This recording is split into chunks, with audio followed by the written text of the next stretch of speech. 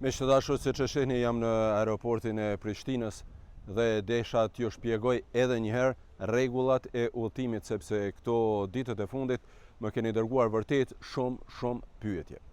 Rregullat e reja për udhëtime nga Kosova, Shqipëria, Maqedonia e Veriut dhe vendet e tjera të treta në Bashkimin Evropian janë futur në fuqi prej datës 10 prill.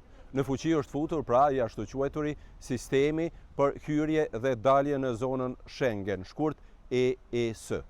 Ky sistem tani aplikohet në të gjitha aeroportet, por edhe në pikëkalimet kufitare, toksore dhe ujore. Por para se t'ju njoftoj me rregullat kryesore edhe një shpjegim tjetër, sepse kam pasur vërtet shumë pyetje.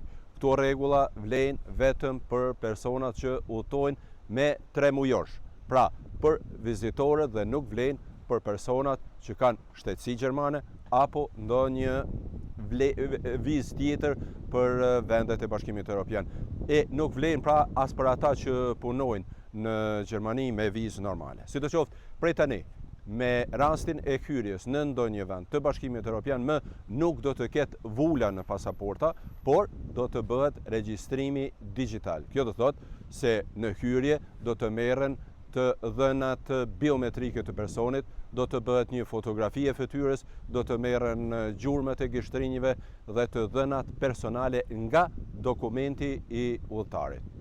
Të gjitha këto të dhëna ruhen në sistem, ndërsa qëllimi është që të evitohet keqpërdorimi me hyrjet dhe daljet nga Bashkimi Evropian, të zvoglohen krimet dhe mashtrimet.